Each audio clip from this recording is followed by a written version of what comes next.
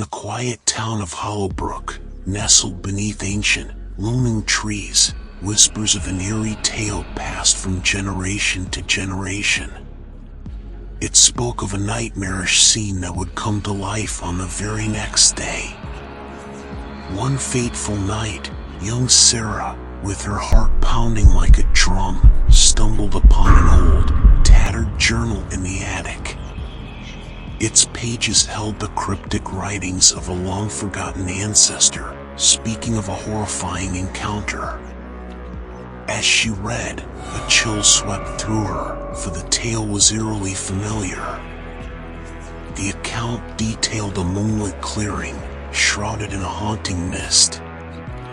In its center, a gnarled oak tree stood, its twisted branches reaching out like skeletal fingers. Beneath it lay a forgotten grave, its headstone weathered and illegible. The writer spoke of an apparition, a ghastly figure with hollow eyes, its wailing filling the night. As Sarah closed the journal, dread settled in her chest. She shook off the unease, dismissing it as mere folklore.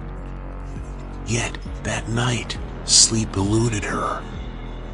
She tossed and turned, tormented by restless dreams. With the first light of dawn, Sarah's breath caught. Outside her window, she saw it, the clearing from the journal, wreathed in an ethereal fog. The oak tree, the forgotten grave, all of it stood before her, as though pulled from the depths of her own nightmare. Terror gripped her, but curiosity compelled her forward. She stepped into the mist, the cold seeping through her skin. The air grew still, the world hushed.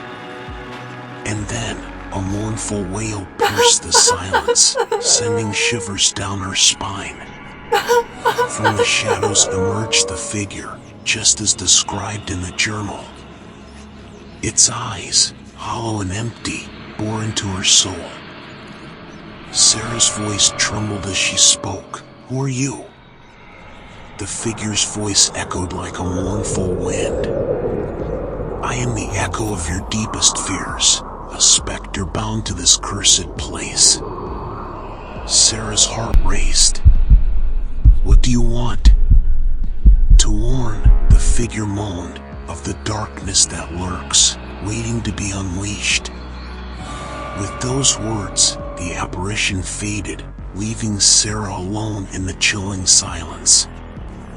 She rushed back to her home, heart pounding, mind racing. She scoured the journal, desperate for answers.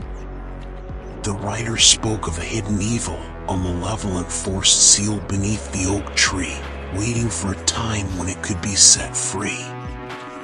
Determined, Sarah vowed to unravel the mystery. Armed with the journal's cryptic clues, she ventured back to the clearing, determined to uncover the truth. As the moon hung low in the sky, Sarah uncovered an ancient inscription on the headstone. With trembling hands, she deciphered the incantation, feeling the ground beneath her quake. A sudden darkness enveloped the clearing, swallowing her whole. The earth groaned, and with a deafening roar, the gnarled oak split open, revealing a yawning chasm. From the depths rose a monstrous shadow, its malevolence seeping through the air. Sarah stood, paralyzed by the horror she had unleashed. In that moment, the apparition returned, its voice a desperate plea. "Undo what has been done, or all shall be lost." With every ounce of her being, Sarah repeated the incantation in reverse, each word heavier than the last. The ground trembled, and the chasm sealed, swallowing the darkness. When the dawn broke, Hollowbrook was bathed in a golden light, as though the nightmare had never occurred. Sarah, forever changed, knew the truth of her family's tale. From that day on, The clearing remained undisturbed, a solemn reminder of the darkness that lurked beneath.